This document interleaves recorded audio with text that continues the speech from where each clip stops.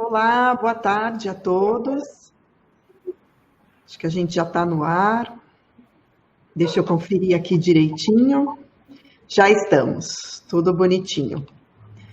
Olá, boa tarde. Boa tarde a todos.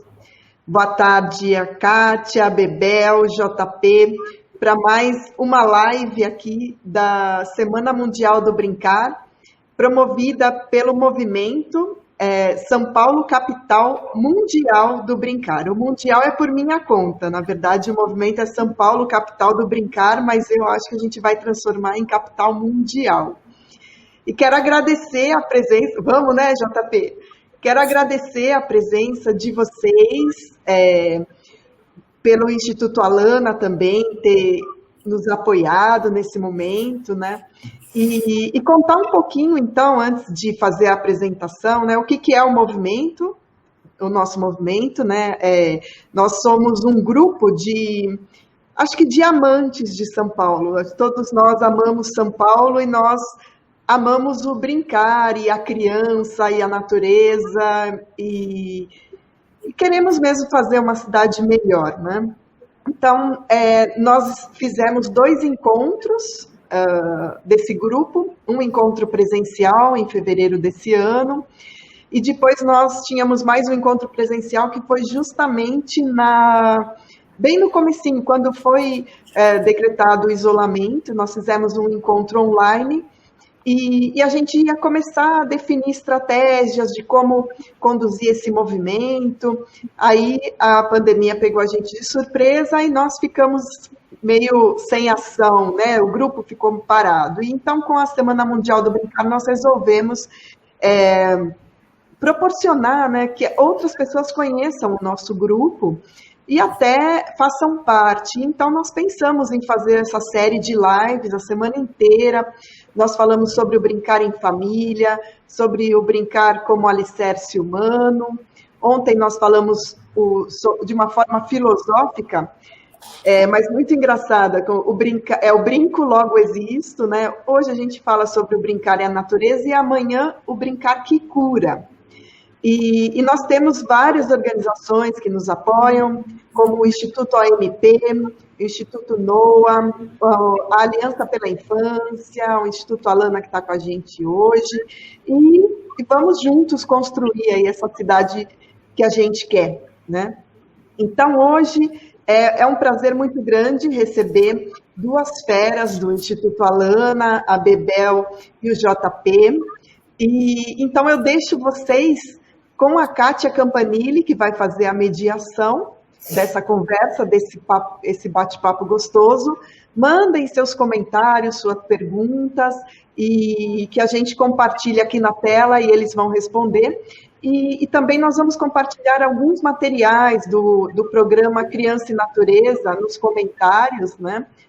Enquanto a Bebel for falando, a gente vai compartilhar com vocês esse material que o Instituto Alana gentilmente nos ofereceu para divulgar aqui durante a live. Então, gente, muito obrigada, Bebel, pela participação, por nos ceder um pouquinho aí da sua experiência, o JP também, e Kátia, eu deixo com você aí, conduza.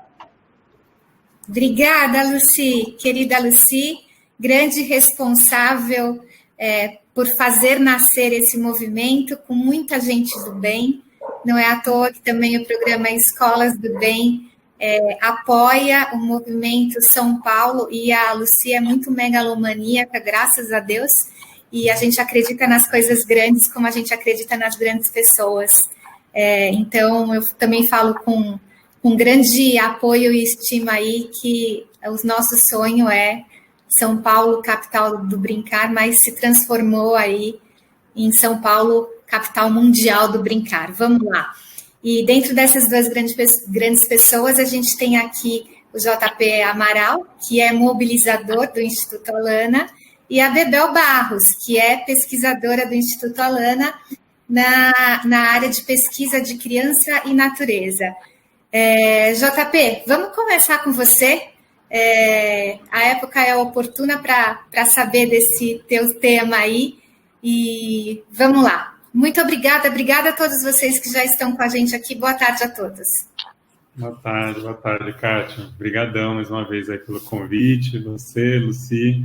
Muito bom sonhar com vocês aí essa ideia de SP ou São Paulo, capital do brincar.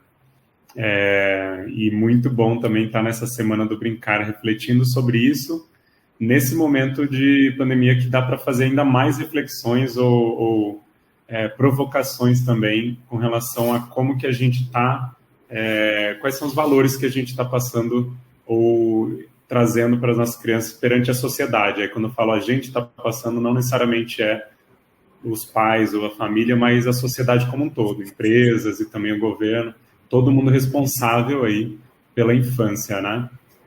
Eu acho que dá um contexto para quem não conhece, o Instituto Alana, que eu e a Bebel fazemos parte, é um instituto que tem como missão honrar a criança. A gente trabalha em várias frentes, mas todas focadas no direito da infância e também no desenvolvimento da criança, né? No desenvolvimento integral da criança de várias formas. E eu estou mais ligado a um programa que chama Criança e Consumo, e por isso a provocação aí do brincar como ato de consumo. Criança e Consumo, ela tem como missão justamente provocar a gente a pensar, a refletir sobre como que o consumismo impacta, né, e traz reflexões, ou a necessidade de a gente refletir sobre a infância, o impacto desse consumismo na infância. E uma das principais, ou a principal forma dessa expressão do consumismo na infância é a comunicação mercadológica para as crianças. O que quer dizer isso? Ou seja, a publicidade que a gente vê em várias formas, né, na televisão, no celular, em outdoors, de todas as formas, mas direcionada para a criança, né? Então, dirigida para a criança. E o nosso trabalho é justamente defender que isso não seja, essa prática não seja mais realizada. Que até por lei, a gente pode falar mais disso depois, mas por lei já é proibido, mas que ela realmente não seja mais praticada, embora a gente veja que ainda é praticada. Vou falar disso agora. Então, o brincar como ato de consumo, na Semana do Brincar aqui que a gente está falando desse tema, a provocação é justamente para a gente olhar que justamente a gente está colocado numa sociedade, nossas crianças estão colocadas numa sociedade em que o brincar virou comerciável, né? Virou um produto, virou algo que tem que ser comprado para ser adquirido, em sua maior forma de expressão. Então, você precisa do brinquedo, você quer aquele brinquedo, é o ter, em vez, né, de você viver a brincadeira na sua plenitude, né? E o que é o real problema disso? Bom, a gente tem algumas consequências que a gente fala como um todo, mas no ato de brincar em si, acho que é bem expressivo pontuar algumas questões. Acho que o primeiro ponto é limitar a brincadeira a simplesmente o brinquedo, e geralmente um brinquedo estruturado de plástico, né? Eu vou falar desse tema de plástico também nessa questão de autoconsumo, e que tem que ser em troca de um valor monetário, né? Ou seja, esse brinquedo que precisa ser comprado. Nessa você traz o quê? Desigualdade social, né? Você traz hoje, se não me engano, o número exato que a gente tinha aqui era de mais de 30 milhões de crianças que ainda não têm acesso a brinquedo, de nenhuma forma. Então, quando você olha ali o pessoal tentando vender aquele brinquedo para você e mostrando isso em todas as formas, aí falando que aquele brinquedo é mais legal, que você precisa ter esse brinquedo para brincar, você está trazendo uma exclusão social também nesse sentido, né? Então, essa é uma grande consequência que a gente pode debater a respeito. Que não precisa, eu acho que a Bebel pode trazer isso melhor ainda, o que não precisa a brincadeira não precisa ser cara, né? Acho que esse é um ponto importante. Segundo, que o brinquedo ali, ele tem uma questão também sobre a nossa cultura, né? A cultura como a gente ou as culturas diferentes e mais diversas que a gente tem da nossa infância. Então, as brincadeiras tradicionais, né? As culturas tradicionais que estão muito linkadas às brincadeiras. Isso é muito importante, né? Eu lembrar do peão que eu tive, eu lembrar do pular corda, as canções, né? Todas as brincadeiras que envolvem cantar. E eu acho que um terceiro elemento, que é a objetificação do brincar, que significa o quê? O brincar estruturado na forma de um brinquedo ou de um parque que é todo também de plástico estruturado, que se sabe qual é aquela forma, você também tem uma questão que é muito fundamental para a infância, que é o estímulo à criatividade, ou à imaginação nesse processo do brincar. Então, esse também é um ponto muito chave quando a gente está falando. E, obviamente, que você vai ter brinquedos comprados que estimulam essa imaginação, mas, em sua maioria, a gente está vendo essa objetificação, que é, aliás, objetificação que traz até mesmo valores que não necessariamente a gente está querendo repassar, né? Seja da forma de expressão do brinquedo, a boneca que é de menina, a bola que é de menino e não pode ser um. Você entra numa loja de brinquedo, eles te direcionam já, mas é menino ou menina? Você quer ir para a ala das meninas ou dos meninos? E às vezes, né, a gente não sabe que a gente quer comprar um kit de cozinha. Quão expressivo é isso? Né? Você quer comprar um kit de cozinha para uma criança e eles perguntarem, ele está na ala das meninas, né? Acho que é bem expressivo para a gente ver os valores que a gente está passando para as nossas crianças. Então, quando eu falo de brincar como ato de consumo, é isso. Acho que a gente pode falar um pouco também do plástico, mas para não me estender muito, vou segurando por aqui, deixando aí o suspense. Enquanto isso, quem está nos acompanhando, se vocês quiserem fazer alguma pergunta ao JP, ou até mesmo à Bebel, a gente vai respondendo. Se tiver a ver com o tema da Bebel, fica para o bloco dela, mas para o JP a gente pode perguntar agora. Vamos aproveitar esse tempinho que a gente tem aqui com ele antes da gente ir para o próximo bloco. Não. Olha só, a Sônia Maria dos Santos Barros, ela colocou uma coisa interessante. O brincar estruturado mexe com a imaginação, enquanto a criatividade é explorada. Fantástico. Tem uma... Nossa, bem bonita essa frase, na verdade. Eu leio de duas formas, não sei vocês, mas eu leio de a primeira forma, que é justamente o brincar estruturado está trazendo uma forma de se pensar e trabalhar, né? E aí tem essa questão da criatividade da criança, que pode ser tanto explorada comercialmente, acho que é um dos temas que a gente fala muito, né? Como que tem uma pesquisa que eu estava lendo hoje, relembrando, uma pesquisa de Belo Horizonte que foi feita com várias crianças comprando em loja de brinquedos, né?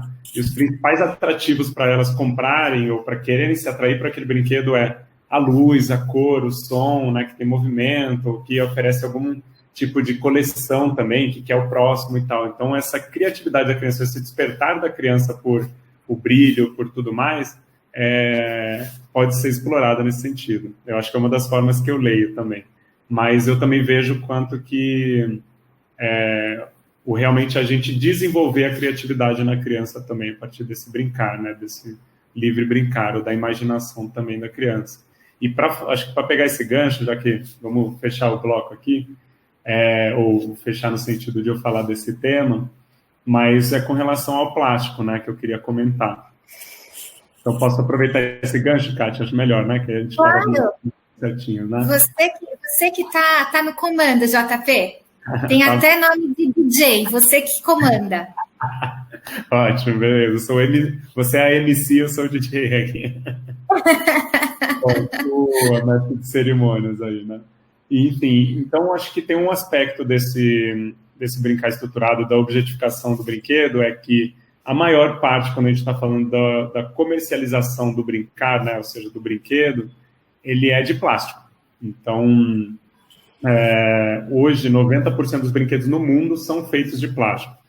E, obviamente, que o plástico tem ele traz um papel, assim, uma função para a sociedade ótima na questão de produto leve, flexível. A possibilidade do que a gente conseguiu imaginar a partir da invenção do plástico é fantástica. A questão é que, atrelada a esse consumismo, né, ou essa questão do colecionável e tudo mais, tem gerado impactos socioambientais muito fortes, né? Então, a gente está falando de das 78 milhões de toneladas que a gente produz anualmente no Brasil, 13% é plástico, né? Tirando que metade disso é resíduo orgânico, então, né, o plástico vai ser a grande maioria dele. E pensa que plástico é leve, né? Então, 13% em toneladas é muito, muito plástico. E aí a gente tem outro dado que é muito alarmante, que é que 60% a 80% do plástico no mundo acaba chegando nos oceanos, e compõe também a maior parte do lixo oceano, que acaba contaminando os seres vivos, né, os animais, mas também acabam contaminando nós também, como animais. Então a gente acaba ingerindo também, às vezes, esse que a gente chama de microplástico. Na função do brinquedo, por ser em abundância também, ou maior parte do brinquedo, a gente tem a questão do contato do brinquedo com a criança. E a gente ainda tem 2 problemas hoje no tema de brinquedos. O primeiro é que a maior parte deles não conseguem ser reciclados de nenhuma forma. É óbvio que o brinquedo ele é um produto duradouro, mas em algum momento ele vai ser descartado ou jogado fora, ou se não, repassado. Mas a verdade é que se você for pensar que todos os brinquedos que nós tivemos aqui de plástico ainda estão no planeta, isso é bem alarmante. E segundo, que eles realmente não são reciclados, geralmente, né?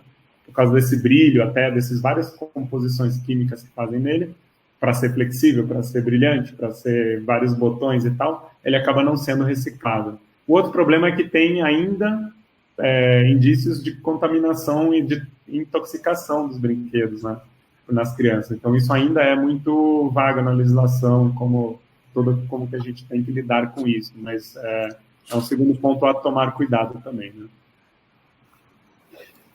Isso é tão forte. Eu estou lendo aqui a Daniela Gil. Minha bebê de 1 ano e 2 meses ama os brinquedos não estruturados.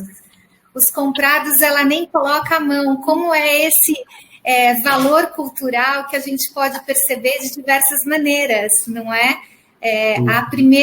A primeira impressão que a gente tem é muito isso, né, JP?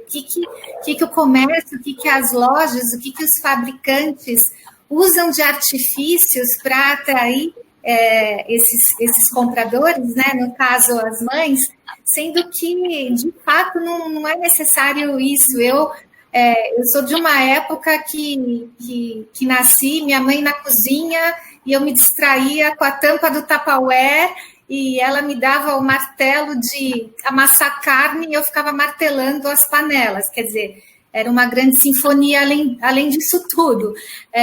Então, quanto que esse ciclo ele é sustentável à medida que a gente vai mudando esses nossos hábitos, né? E além do que, a gente vai ensinando aí um consumo consciente do que a gente pratica, mas já incutindo também nessas nossas crianças aí.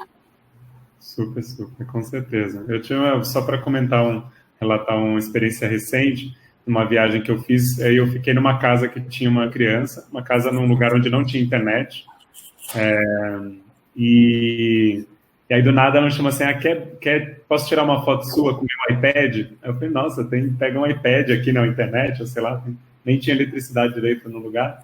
E aí quando eu vejo, ela pega uma tampa, justamente de um pote, e começa lá a mexer no aplicativo e fingir que tinha, mesmo que seja a referência, né, do tablet ali, mas eu achei muito interessante, ela criou a imaginação total e eu entrei na imaginação dela ali com relação olha esse jogo aqui, aí vamos brincar com esse jogo que tem numa tampa de um pote. Então, achei isso maravilhoso. É esse tipo de estímulo que a gente olha para o brincar livre, né, e não estruturado.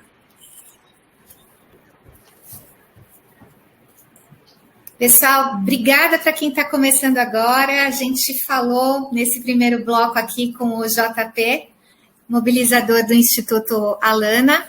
Falamos aí, filosofamos, demos aí alguns insights de boas práticas que a gente pode ter, e é isso, brincar não custa caro.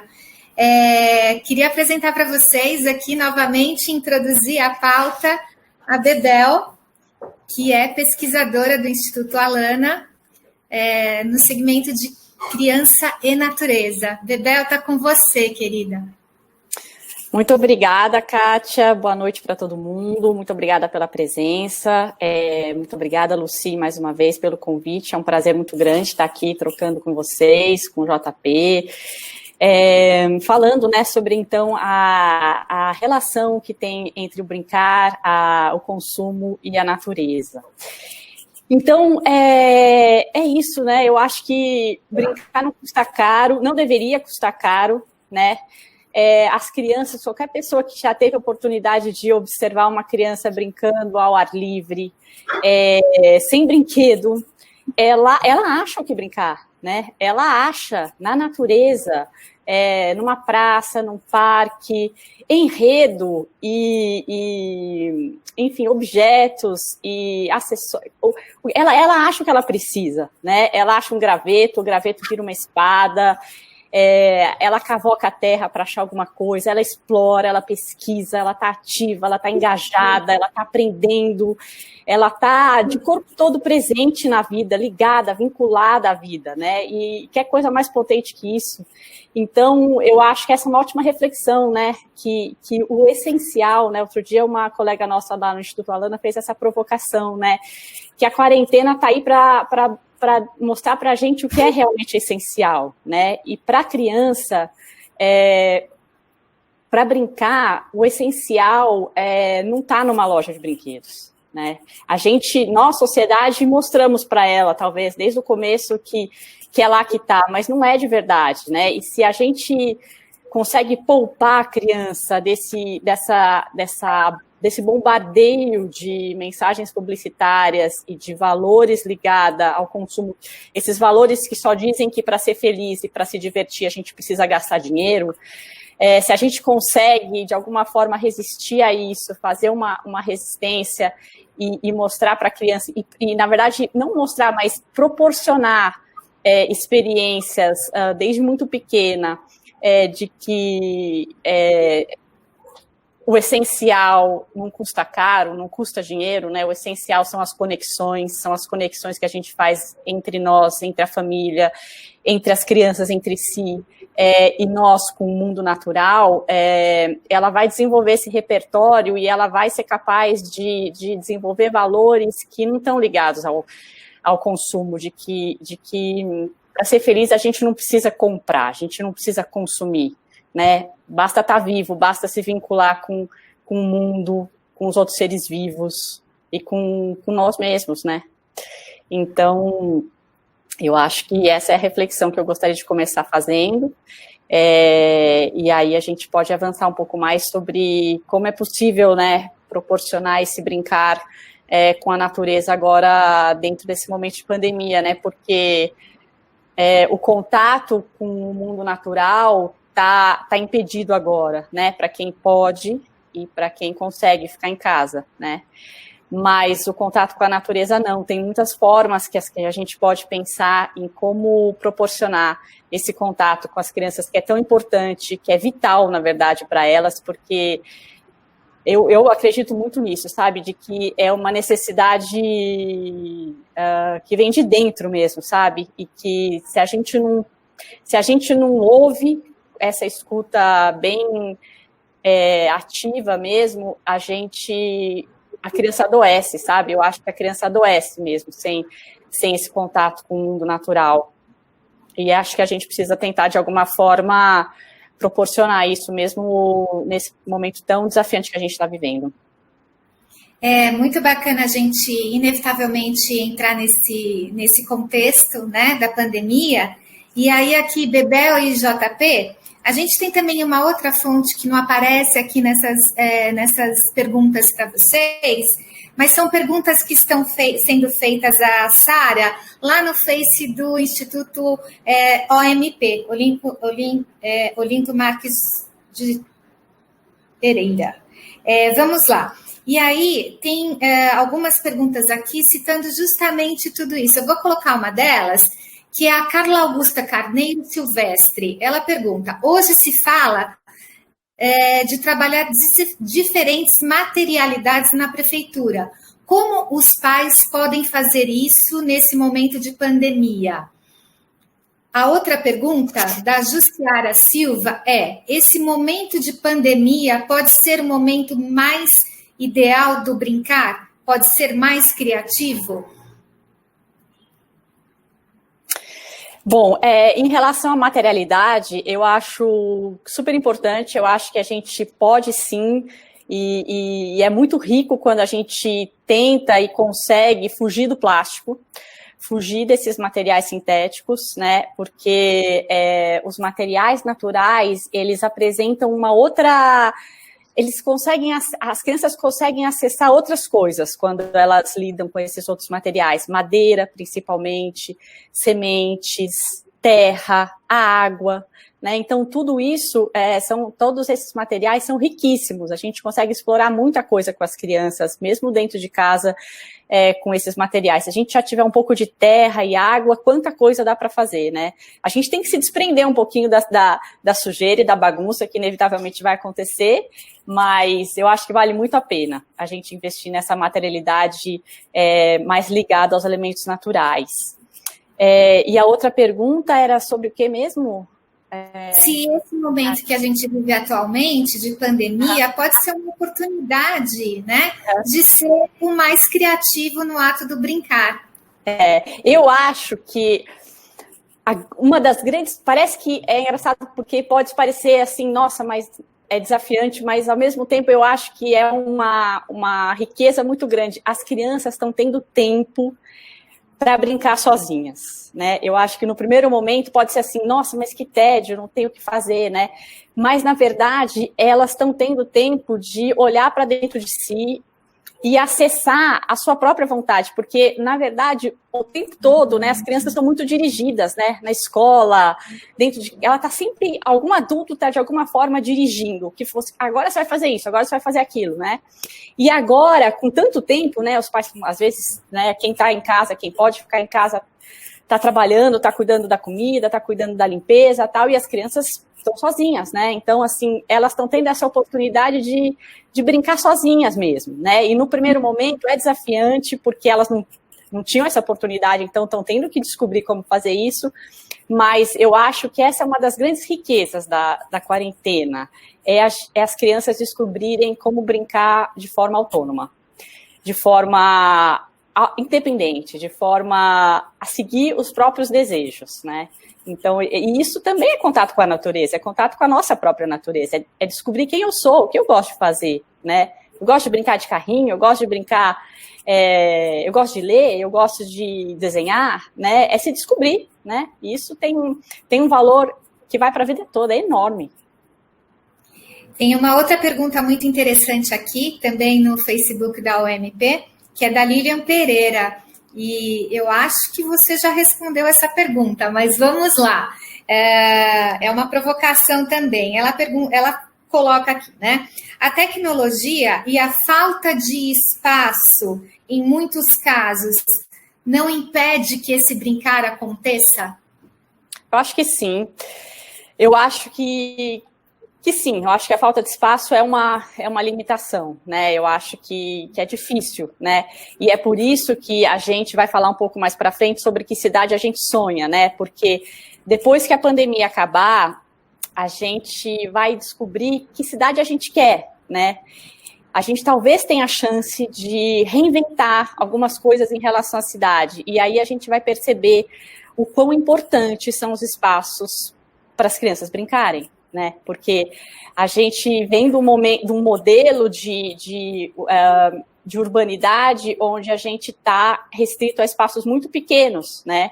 As famílias, os grupos familiares. Então, a gente está muito dependente de espaços públicos de qualidade, porque a gente precisa de espaço para as crianças brincarem, né? Então, a gente vai falar sobre isso um pouco mais para o final. Mas, e a tecnologia, né? O que a tecnologia tem a ver com tudo isso?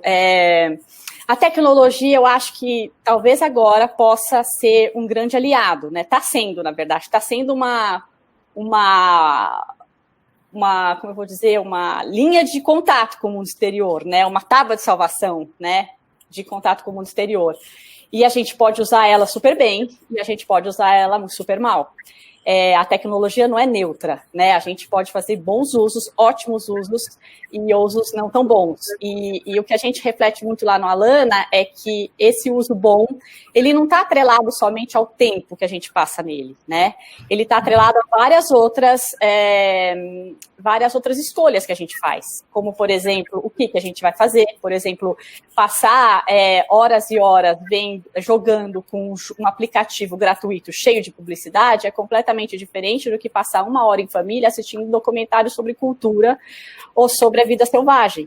É uma experiência completamente diferente, né? Da mesma forma que acessar no quarto antes de dormir e ter o sono da criança prejudicado é completamente diferente do que escolher uma hora durante a manhã ou um período durante a tarde para a criança poder, por exemplo, fazer uma videochamada com os avós, né? Então, você percebe, são usos completamente diferentes. Então, a gente tem que ser um pouco atento, né, sobre como é que, como, quando, onde, o que as crianças estão, como que elas estão experienciando esse mundo digital. Ele pode ser um aliado e pode ser bem ruim também, uma experiência bem ruim, né? Somando ao lance de espaços, a questão de falta de espaços, por que tem às vezes essa falta de espaço para brincar, né? Porque, de novo, a gente está olhando para... A gente conversa muito, né? O criança consome criança natureza dessa epidemia aqui, assim, né? Então, a falta de espaços naturais ou espaços públicos para o brincar está muito atrelada ao excesso de espaços privados para consumir, né? Então, você consegue levar a criança com muita facilidade num shopping para ela poder descansar, sentar, ficar confortável, para ela poder se alimentar, para ela poder brincar, ter segurança, né? Se sentir segura para fazer isso. E em detrimento, né, ou até mesmo os prédios, como são montados, o playground, a cultura do playground, do condomínio fechado e tudo mais, em detrimento de espaços abertos e de convivência e, né, de trazer mais diversidade. Então, acho que o que a gente perde muito com essa... Além de a gente impedir aí que a brincadeira aconteça na sua forma plena, a gente perde também a diversidade, né? Então, essa diversidade de poder dialogar ou encontrar com crianças, né, de todas as diferentes classes, etnias e tudo mais, e conhecer e se encontrar com o desconhecido nessa questão da infância, assim, entre as crianças. E a tecnologia também tem esse risco, né? Acho que qual é o tipo de... aonde que acho que essa qualificação que a Bebel trouxe, mais do que o tempo mesmo, né? Hoje a gente naturalmente está precisando, ou dependendo mais da tecnologia para as nossas crianças, porque estamos com uma condição excepcional aí, né, de isolamento, ficar confinado. E claro que contribui, inclusive para a educação, a gente está vendo em vários aspectos. Mas também é esse cuidado de qual é o acesso que a criança está tendo a essa tecnologia, com quem que ela está trocando ali, a questão dos jogos, o brincar no ambiente tecnológico vem muito ligado aos games, né? E aí também tem muito o que a gente chama de adver games, um grande problema que eu não falei no primeiro ponto, que era sobre o superendividamento das famílias. Então, ligada à tomada de decisão, a influência na tomada de decisão na família que as crianças têm. Então, tem vários estudos mostrando que a criança, por estar nesse mundo do consumismo e também por saberem de vários estudos do marketing de que é um alvo muito rentável, né? A criança é um alvo rentável, enquanto que a gente pode discutir eticamente sobre isso, né? Usar a criança como alvo para rentabilidade das empresas, mas a verdade é isso, que elas estimulam também ao comprar, e a criança pressionando a família gera esse estresse familiar, esse superendividamento, porque a família ficou ali escutando o ano inteiro, então chega o Natal, precisa dar aquele brinquedo, mas não consegue o recurso para isso. Na tecnologia a gente está tendo um problema, às vezes, até pior, que é os pop-ups em aplicativos de jogos que vão aparecendo para você comprar, ou se não, os tais gadgets ali, né, que são os acessórios dos jogos. E aí, realmente, já temos ouvido muito relato aí de gastos, né, exorbitantes aí no celular por conta da criança só ficar recebendo notificação e comprar. Então tem esse problema aí no ato do brincar na tecnologia também. Aqui com a gente, a Vânia Alves Oliveira Nishimura traz uma questão exatamente sobre essa responsabilidade aí das famílias, né? Que a tecnologia para a criança tem que ser direcionada com uma intencionalidade, não apenas deixar que se use de maneira desenfreada e sem o significado de um propósito. É legal quando a gente olha para isso, a leitura aqui que eu faço também é do brincar, esse brincar com a intencionalidade, que brincar não é distração, né? E aí quando a gente fala para os jogos, muitas vezes as famílias por uma questão ali de suas rotinas, acham que estão deixando a criança ali brincando. Na verdade, a criança não está brincando, ela não está interagindo, ela não está aprendendo algo de criativo com aquilo, ela está simplesmente ali, simplesmente se distraindo. Distrair é diferente de brincar, né? E ainda sujeito a todo esse bombardeio aí de propaganda, né? Exato, concordo totalmente. Eu acho que ela matou acho que a palavra é perfeita, assim, a gente precisa fazer as coisas com intenção, né? Então eu acho que é isso mesmo, assim, eu acho que a gente deve sempre, e a gente deve levar essa reflexão para as crianças, né? Perguntar o que você está fazendo agora, assim, por que você, o que você pretende, né? O que você vai fazer nessa 1 hora, né? E refletir depois como a criança se sente sobre isso também. Né? Como é que a sensação no corpo é completamente diferente de passar 1 hora jogando, assistindo aquela coisa cheia de propaganda, cheia de mensagem publicitária, do que 1 hora assistindo um documentário, um filme bacana com a família. A sensação é completamente diferente. Então, acho que a gente tem que realmente refletir com as crianças sobre a intenção e sobre como a gente se sente. Isso ajuda as crianças a irem se autorregulando também, né? Porque as crianças, elas vão... A gente quer que as crianças façam essas escolhas depois sozinhas, né? Sobre como usar o ambiente digital. E se a gente não consegue, se a gente não faz essa mediação ao longo do tempo, né? Ela vai ter dificuldade de alcançar essa autonomia, né?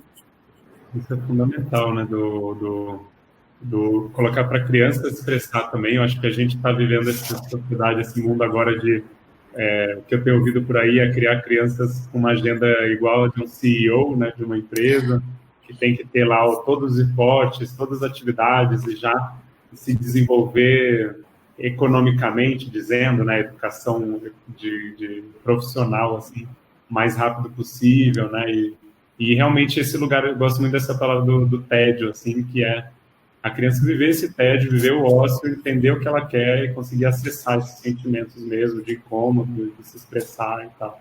Então, acho que isso está sendo fundamental. E eu acho que até para aí entrando num campo intercalando, mas eu vi que a gente vai passando aqui para o próximo bloco, mas uma brincadeira muito legal que, acho que falando de tecnologia ainda, realmente, a Bebel passou por isso, que era a nossa forma agora de conseguir interagir, né? Conseguir interagir com o mundo lá fora. Então, é curioso que meu sobrinho, por exemplo, de 6 anos, ou 7 anos agora, nem mora em São Paulo, mas eu comecei a propor mais, fazer chamadas com ele lá e brincar com ele. E eu fiquei pensando, poxa, o que dá para brincar online à distância, né? E aí uma coisa que tem sido muito divertida é simplesmente ligar para ele, ele já me liga sem querer, ele rouba o celular da minha irmã, me liga assim, e fala assim, tio, agora vou mandar aí, cada um fica mandando achar algum objeto na casa, né, na sua casa. Então é legal porque também sai um pouco da tela no sentido de, vamos movimentar para achar um lápis de cor, para achar uma borracha, para achar uma panela, e aí tem que caçar. E é isso que é bacana, eu acho que o momento pede para a gente, né? O nosso tema agora é justamente esse, né? E agora, em época de pandemia, como é que eu mantenho essa minha relação com o brincar, com os brinquedos de uma maneira consciente, ainda com contato com a natureza, se eu estou em época de isolamento social, né? E é muito, muito bacana quando vocês reforçam aqui que a tecnologia, ela é um meio, ela não é fim, né? Então, se você usa dela para uma chamada, para um gatilho, para sair e fazer um quiz, ou andar pelos espaços da casa e fazer um caça-tesouro, enfim, é muito válido, é a maneira que a gente tem à mão. Que mais que a gente pode fazer nessa época, Bebel e JP? Vamos lá.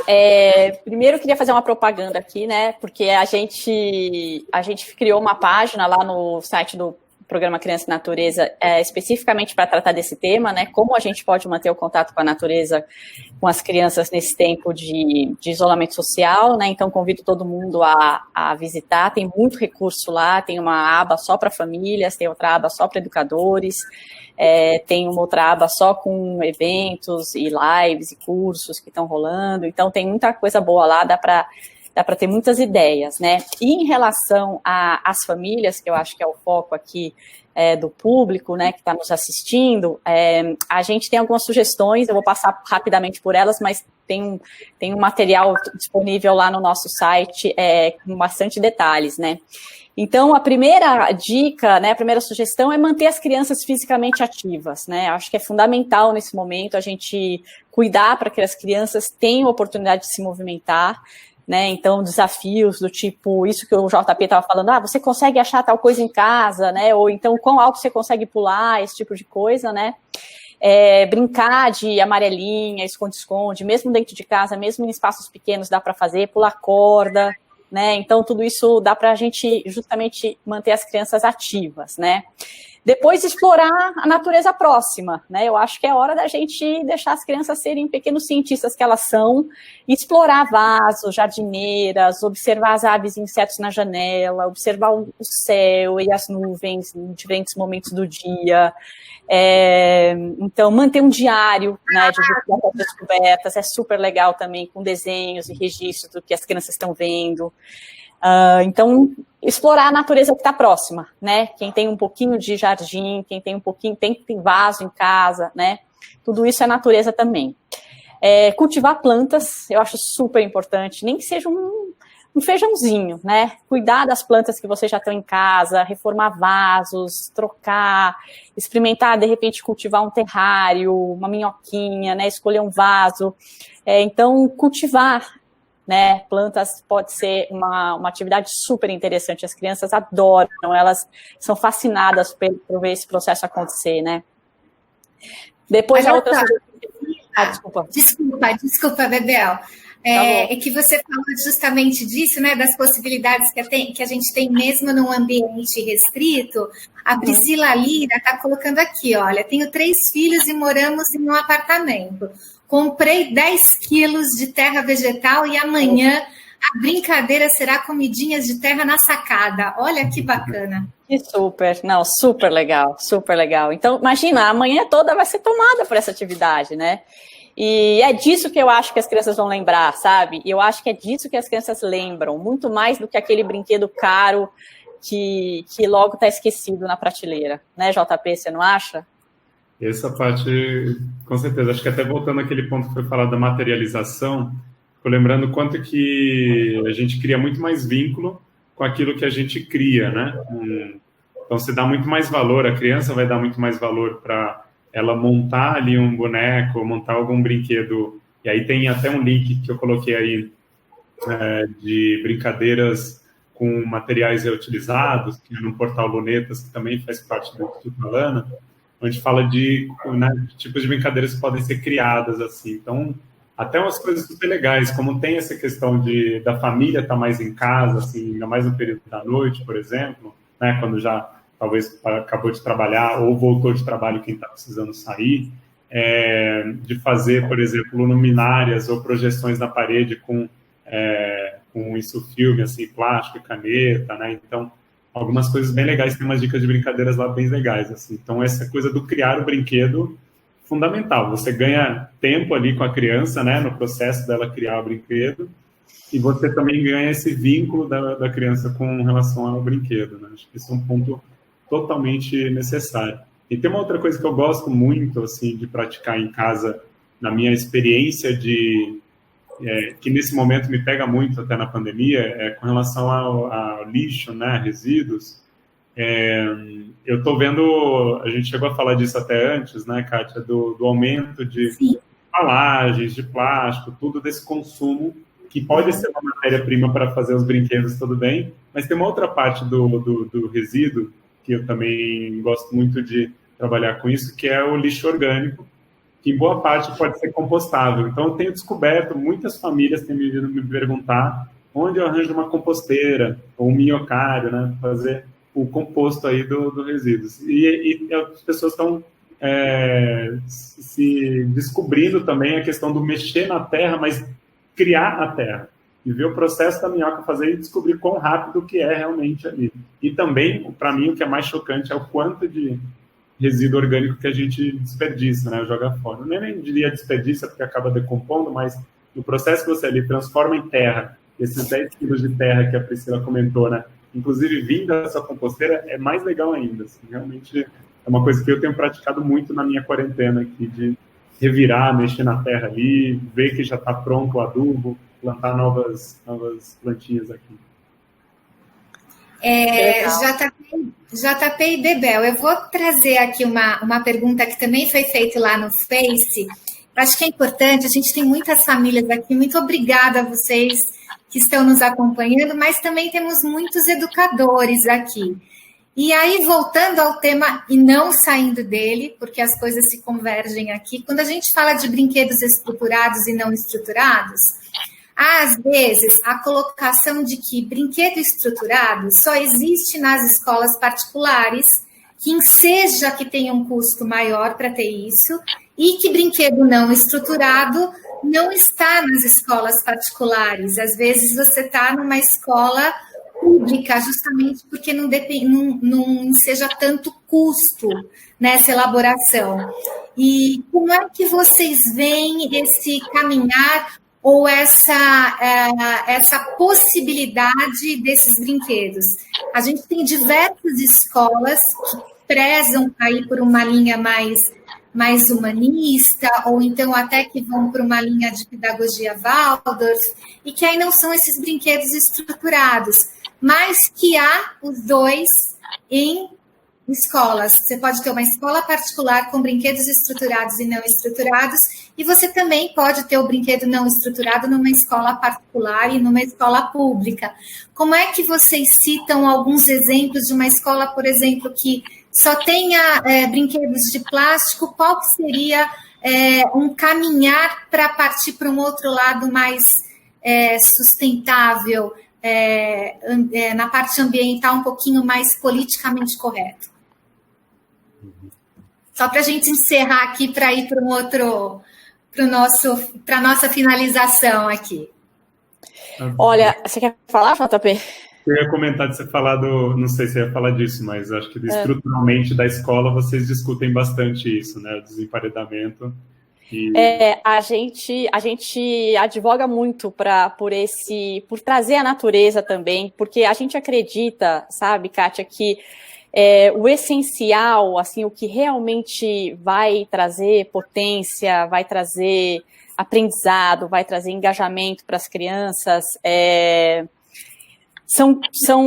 o essencial, né? E isso se diz nas relações, né? E se diz também em relação ao espaço aberto, né? Então, assim, ao espaço, a ambientes naturais, né? Então, a gente advoga muito pelo desemparedamento das atividades, das práticas, das rotinas realizadas com as crianças nas escolas, né? E isso se traduz também nos materiais, né? Então, assim, a gente acredita que não é necessário investir numa infraestrutura caríssima e super mega sofisticada para as crianças se engajarem de forma completa, de forma a permitir realmente o desenvolvimento integral delas na escola, né? Na verdade, é muito mais simples do que isso, né? Então, passa pelas relações e passa também por esse contato com o ambiente natural, né? Então, a gente tem diversos exemplos, a gente tem até uma publicação sobre isso disponível no nosso site, que se trata do desemparedamento escolar, o contato com a criança e a natureza dentro da escola, e a gente dá diversos exemplos lá, e a gente apresenta bem uma, digamos assim, não chega a ser um passo a passo, mas, assim, elementos que as escolas têm nos mostrado que nesse caminho, sabe? E é bem mais, é bem menos complicado do que parece. Acho que essa que é a mensagem. Bebel, eu vou pedir para você repetir o nome desse material e onde a gente encontra. Desemparedamento? desemparedamento na escola, né? Está dentro do nosso site. Acho que o pessoal do Criança e Natureza está acompanhando a live. Acho que eles podem colocar o link, vai ser mais fácil. Tá bom. Tá bom? Lucy, está por aí, Lucy?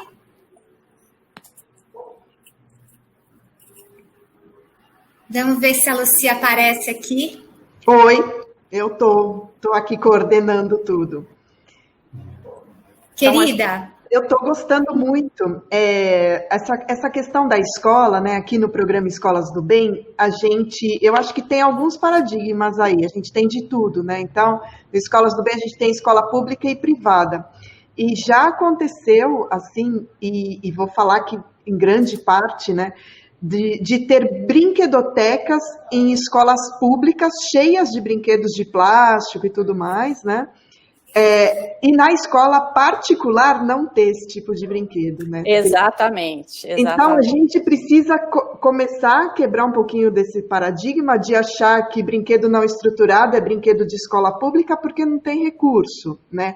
Não é isso. Não é isso. Eu acho que é uma questão de expansão de consciência do gestor, dos coordenadores, dos professores, né? E isso eu falo como jornalista, como uma observação minha. Eu não sou professora, né? Sou especialista em primeira infância, mas eu não sou professora.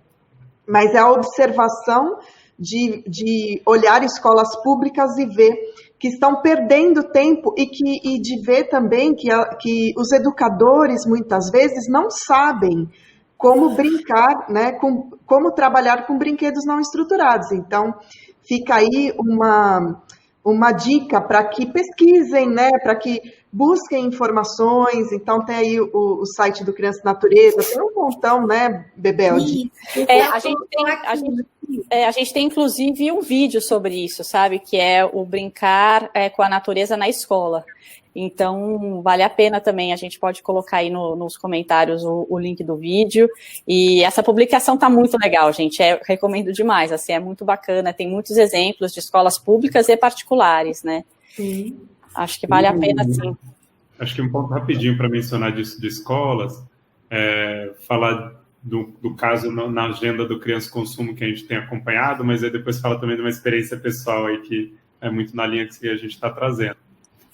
Na pauta do Criança Consumo, o que nos preocupa nisso que a Lucia acabou de trazer, né, as escolas públicas tendo as brinquedotecas ou tendo espaços aí mais estruturados, né, digamos assim, mas não que isso seja positivo, mas vindo com uma grande pressão justamente pela menor investimento, né, na educação que a gente tem visto, e com isso vindo uma entrada das empresas nas escolas, e justamente para oferecer alimentação, estamos aqui fazendo uma doação para a escola e em troca, né, toda criança vai ter acesso. Então, a gente tem muitos casos mesmo bem problemáticos.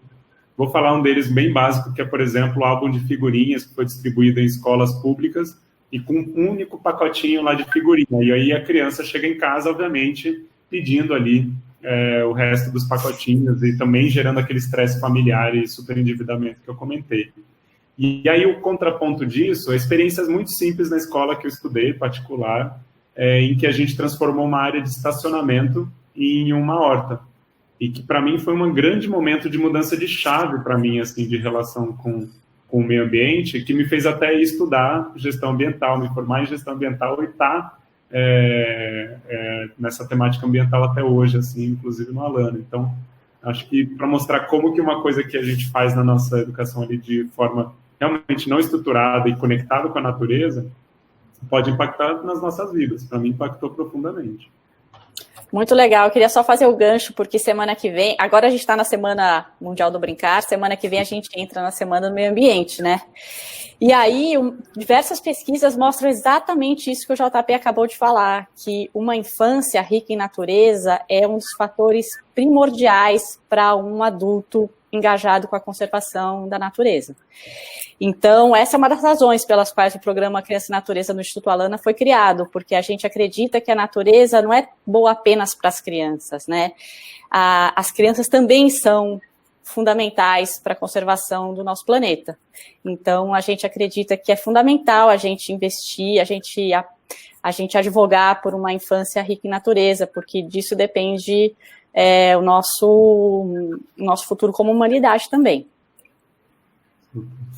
E aproveitando, então, que a gente está terminando a Semana Mundial do Brincar e entrando na Semana da Natureza, da Sustentabilidade, vamos lá, todos aqui com fé e torcendo para esse isolamento acabar, mas o que a gente pode esperar dessa criança quando esse isolamento acabar e a gente puder sair e puder brincar e puder ir aos parques, puder estar em contato com a natureza? O que esperar? Essa é a pergunta que fica, né? Onde a gente vai querer levar as crianças? A gente vai querer levar as crianças para o shopping ou a gente vai querer levar as crianças para um parque? Eu acho que todo mundo já tem a resposta, né? Eu acho que a gente tem visto, né, imagens muito emocionantes dos países que já estão flexibilizando o isolamento, onde as crianças, a primeira coisa que as famílias têm feito é levar as crianças para correr, para brincar do lado de fora, né? Então eu acho que é isso que traz felicidade, é isso que traz bem-estar, né? Então eu acho que a gente precisa apostar nisso, né? Quando a gente conseguir sair desse grande desafio que a gente está vivendo, e se perguntar que cidade é essa que a gente vai querer criar, né, JP? Que cidade é essa que a gente vai querer, que a gente vai ter para as crianças, né? Eu acho que esse movimento que vocês têm é maravilhoso e vamos lá, né? Vamos criar uma cidade onde as crianças sejam bem-vindas e onde elas possam se vincular com a vida, com o outro, né? Com essa diversidade que o JP falou que é tão importante e com o mundo lá fora, né? Eu acho que, para mim, uma cidade com crianças em espaços públicos, na rua, acho que as cenas, eu também advogo muito pelo tema da bicicleta, né? De espaço para se usar a bicicleta. Eu acho que as cenas mais lindas que eu vi nessa transformação que São Paulo passou com aumento de ciclovias foram crianças, realmente crianças de não mais de 6, 7 anos de idade ali, com uma bicicleta pequenininha pedalando na ciclovia. Então, essas cenas com certeza as que eu quero mais ver, assim, quando esse isolamento acabar. O que eu acho que é o grande desafio que a gente tem agora é a palavrinha retomada, né? A retomada econômica, a retomada social, a retomada das nossas vidas na rua. E aí a pergunta que eu realmente provoco aqui é: que retomada é essa que a gente quer? É uma retomada que é estritamente olhada por uma ótica consumista e econômica, que vai falar, por exemplo, como está sendo o caso de São Paulo, de abrir comércios, shoppings e não espaços públicos. É óbvio que a gente tem que ter um baita de um cuidado desse controle, né, de que a gente vai ter quando a gente está falando em começar a abrir os espaços das ruas para convívio, né? Então é evidente que é necessário isso, mas a gente tem que colocar na conta aí que uma retomada econômica justa de verdade também vai trazer os benefícios econômicos do maior impacto que a gente está tendo hoje, que é na saúde pública. Então, quando a gente está falando de uma cidade amigável para a criança, o espaço público, contato com a natureza, espaço onde ela pode correr, brincar, é um espaço onde é uma cidade onde a gente está falando de uma economia baseada na qualidade de vida, no bem-estar dessas crianças, né? Então, e obviamente, se é para criança, muito provavelmente vai ser para todos. Então, acho que essa provocação de uma retomada justa mesmo, mais do que uma retomada apenas estritamente econômica na visão consumista, né? Perfeito. Olha, eu desejo para essa cidade, desejo para esse sonho aí da Lucy, do Instituto NOAA, dos nossos parceiros aí, gente que está conosco nesse movimento, Instituto OMP, Instituto Alana, presencialmente aqui com vocês. Eu espero essa energia boa, essa inspiração, essa contribuição de cada um de nós, esse despertar consciente, essa valorização do contato com a natureza e essa presença, né? Essa presença no ato de estar no brincar, de estar com os filhos, de estar com as suas famílias, de estarem na socialização, e principalmente com cada um de vocês aqui, movimentos que entraram, que participaram dessa live, pessoas que contribuíram, que mandaram as suas respostas. E o movimento São Paulo Mundial, Capital Mundial do Brincar é um movimento aberto. Então, por favor, entrem nas nossas páginas, contribuam, mantenham contato e a gente vai ter mais encontros. Agradeço a todos. Lucy, entra aqui para dar um oi e dar um tchau para todo mundo e agradecer. Você que é culpada disso tudo. Não, eu não sou culpada de nada, mas eles não responderam como imaginam São Paulo, a capital mundial do brincar. Então eu quero jogar a bola para Bebel, mulheres primeiro. Bebel, eu quero te ouvir, assim, de uma forma muito rápida, assim, como que você imagina a nossa cidade com essa fama? Eu imagino uma cidade onde as crianças possam andar com autonomia e independência. Eu acho isso fundamental, que as crianças tenham acesso à mobilidade, que elas possam ir a pé para a escola e que elas possam encontrar com a natureza de uma forma acessível, segura e de qualidade. É isso. Muito obrigada pelo convite, foi um prazer enorme estar aqui hoje. Legal. Foi nosso. Legal, Bebel, obrigada, eu que agradeço. E agora eu quero ouvir o JP. Bebel, eu faço um convite aqui para que você faça parte também do nosso movimento, né? Nos ajude a pensar a cidade, então fica aqui registrado o nosso convite.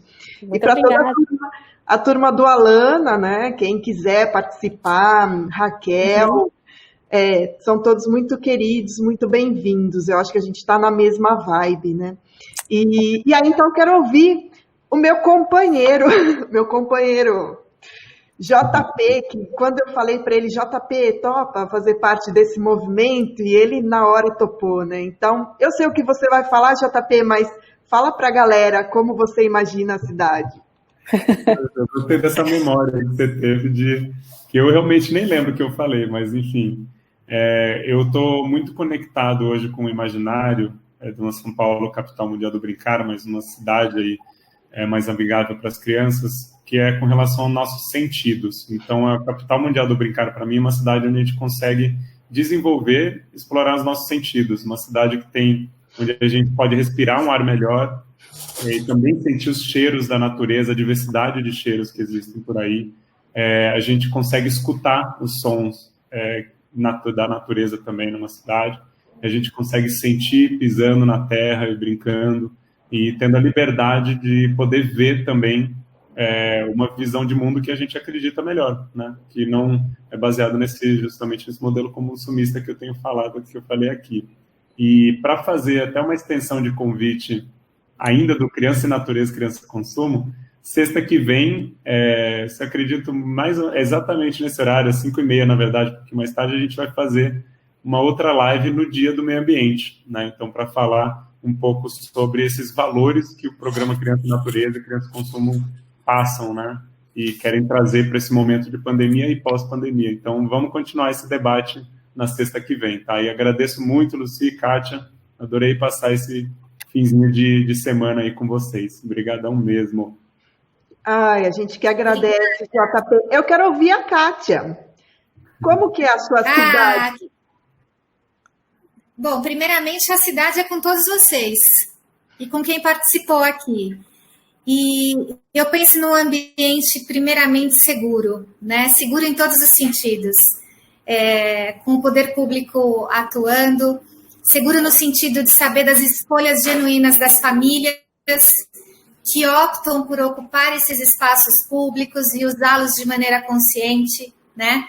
Que tenham cuidado com o que usam, que levem para esses espaços a extensão da sua rotina, que passeiem com seus pets e que recolham as fezes dos seus pets, que brinquem, que escolham fazer esse trajeto usando o transporte público ou então aplicativos de mobilidade, ou que vão de bicicleta, ou que vão a pé, e que tenha muita alegria e tenha muita intencionalidade e muita gente bacana para a gente conhecer, para a gente brincar e para a gente retomar aí a alegria do que é ser criança, das nossas memórias afetivas, e que nossas crianças vivenciem essas experiências.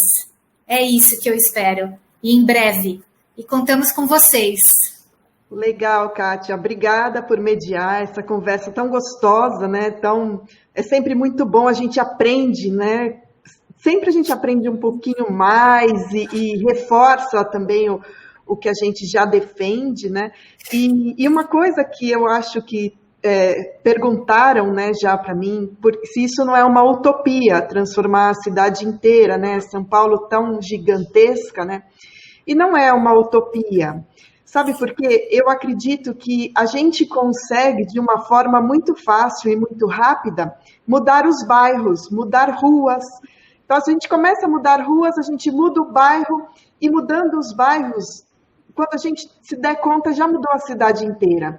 Então, que as pessoas comecem a olhar para o seu entorno, né? Nós não somos uma ilha, nós estamos dentro de um bairro, inseridos num bairro. Então, como que a gente consegue se organizar, se articular com outras pessoas e começar a mudar uma praça, uma rua, um cantinho com um vaso de flores, com um objeto lúdico, com alguma coisa bonita, e assim a gente vai mudando a cidade. Então, não é utopia. É possível, e eu não acho tão difícil assim também. Então, fica aqui o meu agradecimento a todos vocês, mais uma vez, e a todos que estão nos assistindo, que mandaram as perguntas. Não deu para colocar os comentários de todo mundo, mas se tiver alguma coisa que a gente ficou sem responder, depois os nossos convidados, eu mando para vocês e vocês respondem. Pode ser? Claro. Bebel? Sim, com certeza. E agradecer também a Sara, que está mandando as perguntas para a gente. Lá, essa live está sendo transmitida pelo Face do Olinto Marques, e ela tem colocado aqui para a gente alguns pontos e está dando esse suporte. Muito obrigada, Sara. Obrigada, Bebel. Obrigada, JP. Obrigada, Lucy. Obrigada, Boa noite. Kátia. Boa noite. Um beijão. Tchau. Até. Boa semana. Tchau. Beijo. Tchau, tchau. Tchau.